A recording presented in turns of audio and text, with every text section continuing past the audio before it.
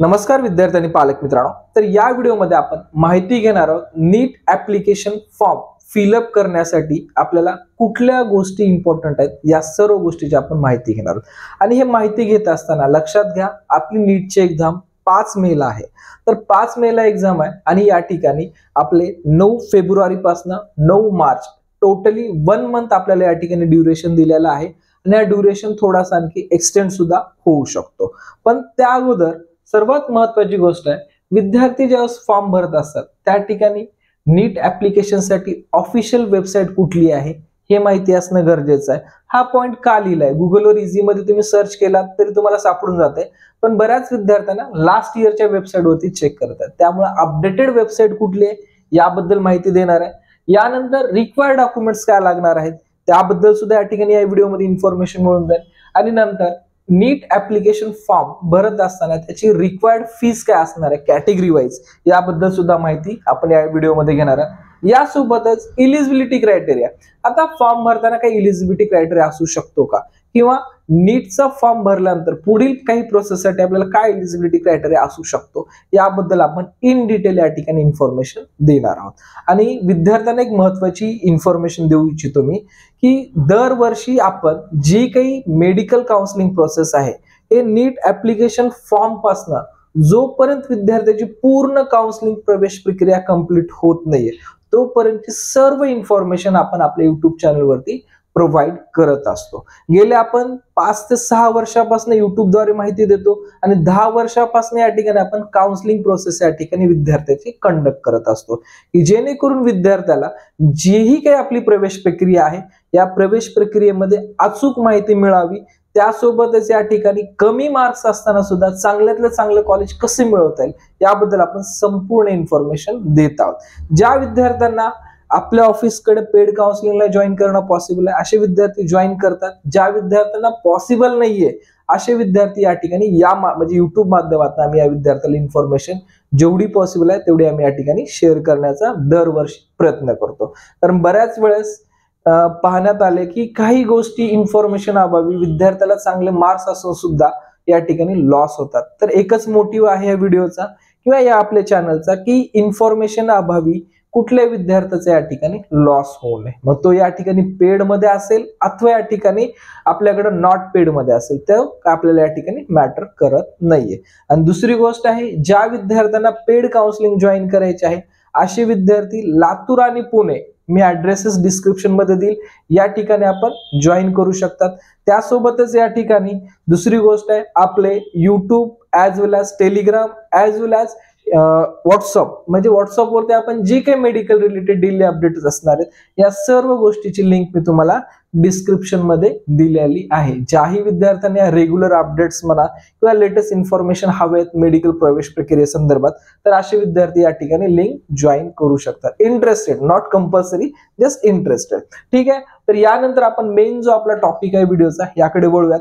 तो टॉपिक आहे आपला नीट ऍप्लिकेशन फॉर्म फिलअप करत असताना महत्वाच्या काय इन्स्ट्रक्शन्स आणि त्या पाहिजेत। तर नीट वेबसाईटचा जर आपण विचार केला तर 2023 ची जी आपली काउन्सिलिंग प्रोसेस होती किंवा नीट ऍप्लिकेशन फॉर्म होता यामध्ये आपल्याला nta.nic.in या वेबसाईटवरती आपल्याला ऍप्लिकेशन फॉर्म फिलिंग करायची होती। पण यावर्षी 2024 जर विचार केला असता हे वेबसाईट अपडेट झालेली आहे, वेबसाईट अपडेट झालेली आहे। नवीन जे वेबसाईट आहे exam.nta. या ठिकाणी nac.in अशी या ठिकाणची वेबसाईट आहे। मी अगेन रिपीट करतो, exam.nta.ac.in हे आपली या ठिकाणी अपडेटेड वेबसाईट आहे। डिस्क्रिप्शन मध्ये सुद्धा मी याची लिंक देईन, टेलिग्राम चॅनलवरती सुद्धा लिंक दिलीच आहे। हे आपली वेबसाईट आहे। नेक्स्ट आहे आपल्या व्हिडिओ मधला पॉइंट की रिक्वायर्ड डॉक्युमेंट्स काय। ज्यावेळेस आपण नीट कुठलाही फॉर्म भरत असतो त्यासाठी रिक्वायर्ड डॉक्युमेंट्स अथवा बेसिक इलिजिबिलिटी चेक करणं खूप महत्वाचं आहे। त्यातला आपला हा रिक्वायर्ड डॉक्युमेंट्सचा आपण पॉइंट डिस्कस करणार। त्यामध्ये पाहिलं असता सर्व विद्यार्थ्यांना व्हॅलिड मेल ऍड्रेस आणि व्हॅलिड मोबाईल नंबर लागणार आहे। लक्षात घ्या, मी व्हॅलिड का म्हणत आहे, कारण जो आपण ईमेल ऍड्रेस देणार आहात आणि आपण जो मोबाईल नंबर देणार आहात हा मेल आयडी मोबाईल नंबर आपल्या ऍप्लिकेशन फॉर्म पासून जोपर्यंत आपली पूर्ण मेडिकल काउन्सिलिंग प्रोसेस संपणार नाहीये तोपर्यंत हा आपल्याकडे असणं गरजेचं आहे. त्याचं रिझन सांगतो का असणं गरजेचं आहे. कारण या ठिकाणी जे आपण मेल आयडी प्रोव्हाइड करत आहोत याच मेल आयडी वरती नीट फॉर्म सक्सेसफुली कंप्लीट झाल्यानंतर एनटीए कडून त्याचं कन्फर्मेशन पेज आपल्या मेलवरती येणार आहे. सेकंड आहे आपलं जे काय ऍडमिट कार्ड आहे ते सुद्धा एनटीएच्या माध्यमातून आपल्या मेल आयडी वरती येणार आहे. त्यानंतर आपली OMR शीट जी असणार आहे ते सुद्धा आपल्या मेलवरती येणार आहे. आणि लास्ट वन इज आपला रिझल्ट हा सुद्धा आपल्या ईमेल ऍड्रेस वरती येणार आहे. त्यामुळं आणि याची अपडेट टोटली आपल्याला मोबाईल नंबरवरती टेक्स्टद्वारे या ठिकाणी येणार आहेत की सध्या काय अपडेट एनटीएचा आहे. त्यामुळं सर्व विद्यार्थ्यांनी या ठिकाणी email address as well as mobile number हे व्हॅलिडच द्या की जे आपल्या काउन्सिलिंग प्रोसेस पर्यंत चालू राहणार आहेत.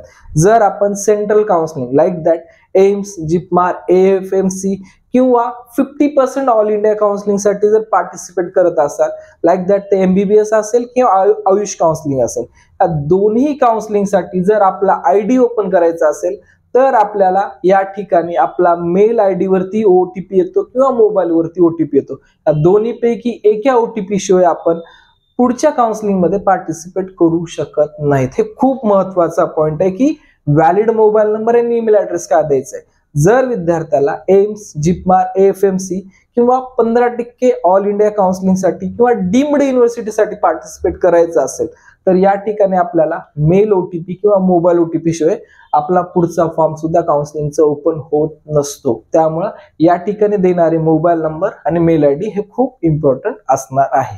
ठीक आहे. यानंतर any government identity proof, any government identity proof like that Aadhaar card आहे, तुमचं पॅन कार्ड आहे, ड्रायव्हिंग लायसन आहे, बँक पासबुक आहे, राशन कार्ड आहे, यापैकी कुठलंही या ठिकाणी तुम्ही एनी गव्हर्नमेंट आयडेंटिटी प्रूफ या ठिकाणी देऊ शकता. मी सर्वांना सजेस्ट करेन की आपलं आधार कार्ड असेल तर या ठिकाणी योग्य असणार आहे. या व्हिडिओमध्ये मी फक्त तुम्हाला हे बेसिक इन्फॉर्मेशन देत आहे. नेक्स्ट जो व्हिडिओ असणार आहे आपला की फॉर्म कसा भरायचा आहे, फॉर्म मध्ये प्रत्येक स्टेप कशी भरायची आणि त्याचं काय रिझन असू शकतं ही इन्फॉर्मेशन अशीच का द्यायची आहे याबद्दल सुद्धा इन डिटेल इन्फॉर्मेशन मी तुम्हाला देणार आहे. ते लाईव्ह सेशन असेल तर लाईव्ह सेशन मध्ये सुद्धा देणार आहे. यानंतर आपल्याला एनी गव्हर्नमेंट आयडेंटिटी प्रूफ नंतर सर्वात महत्वाचं आहे आपल्याला 10वी, 11वी आणि 12वी लक्षात घ्या. जे विद्यार्थी रिपीटर आहेत, ज्या विद्यार्थ्यांनी ऑलरेडी गेल्या वर्षी नीट दिले आणि यावर्षी नीट देत असतील किंवा 12वी ऑलरेडी कम्प्लिटेड आहे अशा विद्यार्थ्याला या ठिकाणी 10वीचा मार्कशीट, त्यानंतर 11वीचा मार्कशीट, त्यानंतर 12वीचा मार्कशीट हे तीनही मार्कशीट या ठिकाणी लागणार आहेत. या तिन्ही मार्कच्या अकॅडमिक डिटेल्स आपल्याला या ठिकाणी भरायच्या आहेत. बऱ्याच वेळेस फॉर्म भरताना आम्ही पाहत असतो की ज्यावेळेस आम्ही स्वतः या ठिकाणी ऑफिसवरून बऱ्याच विद्यार्थी फॉर्म फिल करतो तर विद्यार्थ्याला 11वीला आपलं कुठलं कॉलेज होतं हे माहितीच नाहीये किंवा आपल्याला 11वीला सीट नंबर काय, रोल नंबर काय, मार्क्स किती पडले त्याबद्दल काही इन्फॉर्मेशन नसते. पण आपल्याला या ठिकाणी एनटीएच्या फॉर्म मध्ये हा डिटेल्स द्यायच्या आहेत. आपला फॉर्म जस्ट स्टार्ट झालाय. ज्या विद्यार्थ्याकडे या गोष्टी नाहीयेत त्या विद्यार्थ्यांनी लवकर लवकर या गोष्टी अरेंज करणं गरजेचं आहे. 10वी, 11वी, 12वी तिन्ही इयरचे आपल्याला या ठिकाणी मार्कशीट लागणार आहेत फॉर रिपीट केलेले किंवा ज्यांची ऑलरेडी 12वी पास झालेले विद्यार्थी आहेत अशा विद्यार्थ्यांसाठी.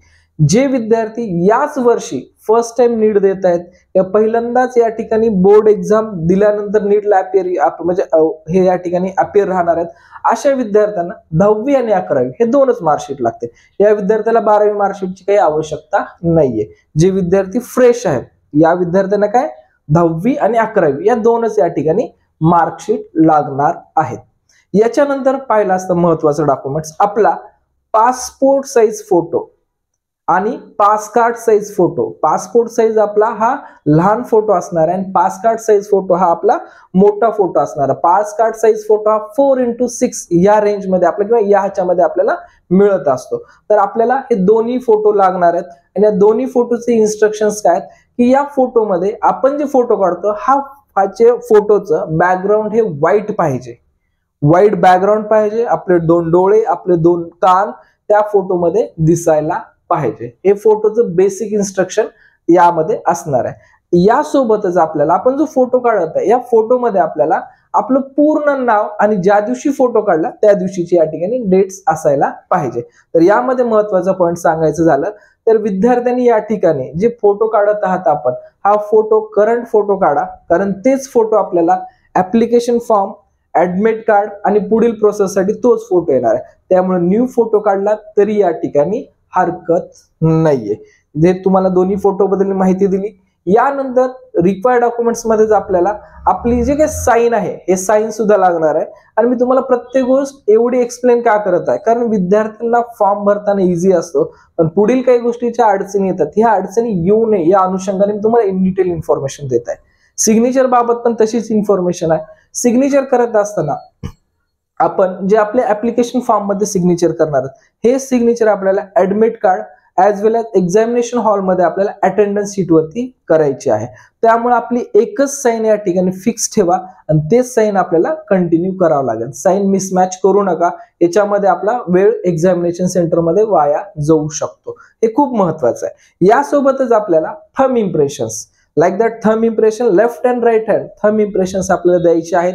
स्क्रीनवरती मी ऑल गोष्टी या ठिकाणी तुम्हाला शो पण करत आहे की कशा प्रकारे द्यायचे आहेत. तर thumb impression, left hand, right hand thumb impression as well as finger impressions हे आपल्याला पूर्ण द्यायचं. लाईक दॅट तुमचं या पद्धतीनं पूर्ण तुमच्या फॉर्म वरती पेस्ट व्हायला पाहिजे.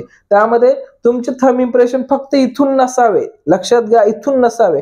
ऍटलिस्ट तुमचं जे फिंगरचं या ठिकाणी आपण जे फिंगरची लास्ट स्टेप आहे या लास्ट स्टेपची तुम्हाला या ठिकाणी पूर्ण यायला पाहिजे, म्हणजे पाहिजे ते या ठिकाणी व्हॅलिड थंब इम्प्रेशन आपण कन्सिडर करतो. ऍटलिस्ट म्हणतोय, इथून जरी आले तरी मच बेटर आहे. मी ऍटलिस्ट इथं म्हणतोय, इथून जरी आले तरी मच बेटर. असं नाही की आपल्याला हेच हवंय, इथून जरी आपण दिला तरी या ठिकाणी no problem. 4 fingers and then 2 thumb या ठिकाणी आपल्या या ह्याच्यामध्ये यायला हवेत. एवढ्या या ठिकाणी आपल्याला अप्लाइड डॉक्युमेंट्स मध्ये आपल्याला इन्फॉर्मेशन किंवा रिक्वायर्ड डॉक्युमेंट्स मध्ये आपल्याला लागतील. या व्यतिरिक्त जर एखादा विद्यार्थी फिजिकली हँडिकॅप किंवा अपंग असेल तर या विद्यार्थ्याला या ठिकाणी फिजिकली हँडिकॅप सर्टिफिकेट सुद्धा या ठिकाणी द्यावं लागतं. ठीक आहे. याच्यानंतर रिक्वायर्ड डॉक्युमेंट्सच्या नंतर या ठिकाणी ऍप्लिकेशन फॉर्म फीस. आता ऍप्लिकेशन फॉर्म साठी काय रिक्वायर्ड फीस आहे याबद्दल पण आपल्याला माहिती असणं गरजेचं आहे. आता यामध्येच एक सांगायचं झालं तर लक्षात घ्या, जेव्हा आपण सेंट्रली कुठला फॉर्म भरतो, जेव्हा आपण सेंट्रली फॉर्म भरतो त्यामध्ये आपल्याला जनरल, त्यानंतर ओबीसी आणि त्यानंतर एससी आणि एसटी याच आपल्याला कॅटेगरी आपल्याला असणार आहे. लक्षात घ्या, जनरल, ओबीसी, एससी आणि एसटी याच कॅटेगरी आपल्या ग्राह्य धरतात कुठलाही सेंट्रलचा फॉर्म भरत असताना. बरोबर आहे. ज्यावेळेस आपण स्टेटचा फॉर्म भरतो त्यामध्ये जनरल मध्येच असतं, पण जे ओबीसी आहे या ओबीसी मध्ये थोडंसं बायबफर्गेशन होतं स्टेट अनुसार. त्यामध्ये आपण पाहू शकतो NT1 येतं, NT2 येतं या ठिकाणी आणि NT3 येतं आणि नंतर VJDT हे पण येतं आणि SE BC हे पण एक कॅटेगरी प्रवर्ग येतो. हा ओबीसी मध्येच समाविष्ट आहे, पण ह्या आपल्या स्टेट वाईज ह्या वेगळ्या कॅटेगरी आपल्या येत असतात. लक्षात घ्या, खूप महत्वाचं आहे. त्यामुळे विद्यार्थ्यांनी फॉर्म भरत असताना आपली कॅटेगरी कुठली आहे याचा सुद्धा आपण या ठिकाणी इन्फॉर्मेशन घेणं गरजेचं आहे. ओबीसी सोबतच EWS पण आपण कन्सिडर करू शकतो. ठीक आहे. म्हणजे हे कास्ट राहिली लिहित असताना तर एवढ्या कॅटेगरी आपल्या सेंट्रली कन्सिडर असतात. बाकीचे जे खाली दिलेत तुम्हाला ह्या फक्त तुमच्या स्टेटमध्ये व्हॅलिड असतात. तर त्यामुळे फॉर्म भरत असताना आपली कास्ट कुठली आहे एक कास्ट सर्टिफिकेटवर पाहूनच या ठिकाणी त्याची माहिती भरणं योग्य असतं. यामध्ये आता फी स्ट्रक्चरच्या बाबत जर विचार केला असता, फीस मध्ये काही चेंजेस केलेले नाहीयेत. लास्ट इयरला जे काही फीस होत्या याच फीस आहेत. ओपन साठी 1700 रुपये फीस असणार आहे. एकंदरीत फीस पण मी नोट डाऊन करतो. 1700 for open, 1600 for general OBC आणि EWS आणि 1000 फॉर SC ST या कॅन्डिडेट साठी असणार आहे. सिमिलरली जनरल असेल 1700 फीस पेड करावं लागेल, ओबीसी EWS असेल 1600 फीस पेड करावं लागेल, SC ST असेल या ठिकाणी 1000 रुपये आपल्याला फीस पेड करावी लागणार आहे. तर या पूर्ण तुमच्या फी स्ट्रक्चर्स असणार आहेत. आणि यानंतर इलिजिबिलिटी क्रायटेरिया काय? इलिजिबिलिटी क्रायटेरिया म्हणजे लक्षात घ्या, सर्वात महत्वाचा फॉर्म जो विद्यार्थी भरत आहे हा विद्यार्थी या ठिकाणी 2007च्या अगोदर जन्मलेला असावा. 2007च्या अगोदर जन्म ज्या विद्यार्थ्याचा झाला हा फॉर्म भरण्यासाठी इलिजिबल आहे. याच्या या ठिकाणी जर विचार केला की याच्या जर नंतर म्हणजे 8-9 मध्ये झाला तर तो विद्यार्थी बाय डिफॉल्ट डिस्क्वालिफाईड फॉर्म भरतानाच होणार आहे, कारण त्याचं एज हे 17 कंप्लीट नसेल किंवा 17च्या जवळपास पण नसेल at the time of December पर्यंत, तर त्यामुळे ह्या विद्यार्थ्याला फॉर्म भरता येणार नाहीये. म्हणजे 2007च्या आत जेवढे विद्यार्थी आहेत हे काय लोअर एज लिमिट आहे, याच्यामध्ये आपण लिहू शकतो लोअर एज लिमिट. आणि त्यानंतर अप्पर एज लिमिट. आता बऱ्याच विद्यार्थी एक वेळेस नीट एक्झाम देतात, 2 वेळेस नीट एक्झाम देतात, तर या विद्यार्थ्याला प्रश्न पडतो की मला आणखी नीट देता येईल का? किंवा बरेच असे विद्यार्थी आहेत की जे ऑलरेडी BMS ला आहेत, बरेच विद्यार्थी BDS ला आहेत की त्यांचं पूर्ण अकॅडमी संपत येत आहे. अशा विद्यार्थ्यांना वाटेल की मला एक्झाम देता येईल का नीट, तर वयाच्या कुठल्याही एज पर्यंत नीट एक्झाम देता येते. अप्पर एज लिमिट या ठिकाणी काही या ठिकाणी रिक्वायर्ड नाहीये. अप्पर एज लिमिट आपण किती या ठिकाणी कन्सिडर करू शकतो, एक्झाम कुणीही देऊ शकतो. एखादा BMS डॉक्टर आहे पण त्या डॉक्टरला वाटलं की नाही मला MBBS ची डिग्री हवी आहे, तर तो सुद्धा व्यक्ती या ठिकाणी एक्झाम देऊ शकतो. फर्दर काउन्सिलिंग मध्ये सुद्धा पार्टिसिपेट करू शकतो. हे तुमची एक इलिजिबिलिटी क्रायटेरिया बद्दल माहिती झाली. या व्यतिरिक्त आपल्याला या ठिकाणी एक बोर्डची ग्रुपिंग क्रायटेरिया असतं. यामध्ये जे विद्यार्थी जनरल कॅटेगरीमध्ये आहेत या विद्यार्थ्यासाठी या ठिकाणी 50% ग्रुपिंग अनिवार्य आहे. 50% ग्रुपिंग कुठल्या सब्जेक्टची? फिजिक्स, केमिस्ट्री, बायोलॉजी या तुमच्या 3 सब्जेक्टची या ठिकाणी 50% ग्रुपिंग असणं अनिवार्यच आहे. त्यानंतर 40% ग्रुपिंग हे OBC, SC, ST या प्रवर्गासाठी तुम्हाला 40% ग्रुपिंग असणं अनिवार्यच आहे. For state counselling, for central counselling या दोन्ही काउन्सिलिंगसाठी हा तुमचा ग्रुपिंगचा बोर्डचा इलिजिबिलिटी क्रायटेरिया असणार आहे. त्यामुळं जे विद्यार्थी ऑलरेडी रिपीट करत आहेत ते या ठिकाणी त्यांना क्लिअर आहे की काय इलिजिबिलिटी ग्रुपिंगसाठी काय इलिजिबिलिटी आहे. पण जे विद्यार्थी याच वर्षी फ्रेश ऍडमिशन आहे, याच वर्षी बोर्ड एक्झाम फर्स्ट टाइम देत आहे, या विद्यार्थ्यांकडे आणखी वेळ आहे की जर आपल्याला मेडिकल प्रवेश प्रक्रियेत पार्टिसिपेट करायचं असेल किंवा त्यामध्ये आपल्याला काही प्रोसेस करायचे असतील तर त्यासाठी आपल्याला बोर्डमध्ये 50% मार्क्स असणं कंपल्सरीच आहे. ते असेल तरच आपल्याला नीटचा फायदा होणार आहे. नीटमध्ये जरी आपल्याला 500 मार्क पडले आणि या ठिकाणी आपली ग्रुपिंग झाली नाही तर त्या काउन्सिलिंग मध्ये आपण इलिजिबलच राहणार नाहीयेत. हे लक्षात घ्या. प्रत्येक गोष्टी तुम्हाला इन डिटेल मी असं जे काही आपले पुढचे व्हिडिओ असणार त्यामध्ये सांगतच जाणार आहे. या व्हिडिओमध्ये ज्या विद्यार्थ्यांना काही अडचणी असतील किंवा काही प्रश्न सॉल्व्ह झाले नसतील तर ते सुद्धा मी तुम्हाला कमेंट्स मध्ये विचारा, त्याबद्दल इन्फॉर्मेशन देईल. दुसरा अजून या ठिकाणी कोडचा एक फॅक्टर येतो, कोड की कोड 1 आणि कोड 2 याबद्दल मी जे आपला लाईव्ह फॉर्म असणार आहे या लाईव्ह फॉर्म मध्ये तुम्हाला इन्फॉर्मेशन देणार आहे की ते कोड 1 कुठं वापरायचे, कोड 2 कुठं वापरायचे, ते 1 पासून 7, 8 पर्यंत कसे कोड या ठिकाणी कुठल्या एज्युकेशन साठी याबद्दल इन डिटेल मी तुम्हाला नेक्स्ट व्हिडिओमध्ये इन्फॉर्मेशन देईल. दुसरी गोष्ट, आपल्या जर महाराष्ट्रातल्या एक्झामिनेशन सेंटरचा विचार केला असता तर महाराष्ट्रामध्ये यावर्षी जवळपास 33 एक्झामिनेशन सेंटर या ठिकाणी उपलब्ध आहेत. त्यामुळे या ठिकाणी लार्ज एक्झामिनेशन सेंटर या ठिकाणी अवेलेबल पण आहेत. तर अशीच जे काही तुम्हाला अपडेटेड लेटेस्ट इन्फॉर्मेशन असेल आपल्या चॅनलवरती नेहमी येत राहील. आपलं जे काही टेलिग्राम म्हणा, व्हॉट्सअपचे ग्रुप म्हणा यावरती तुम्हाला येत राहील. त्यासाठी तुम्हाला जॉईन राहावं लागेल तरच तुम्हाला अपडेट्स मिळत राहतील. तर या ठिकाणी हा व्हिडिओ मी या ठिकाणी थांबवतो आणि पुढील व्हिडिओमध्ये लाईव्ह फॉर्म कसा भरायचा आहे, जे विद्यार्थी या ठिकाणी घरून भरणार यांना हेल्प व्हावी किंवा जे विद्यार्थी बरेच असे आहेत की आपल्या नियर बाय कॅफे मधनं किंवा आपल्या कुठूनही भरू शकतात त्यांना हेल्प यावी, या अनुषंगाने तो सुद्धा मी इन्फॉर्मेशन तुम्हाला देणार आहे. ठीक आहे. Thank you for watching.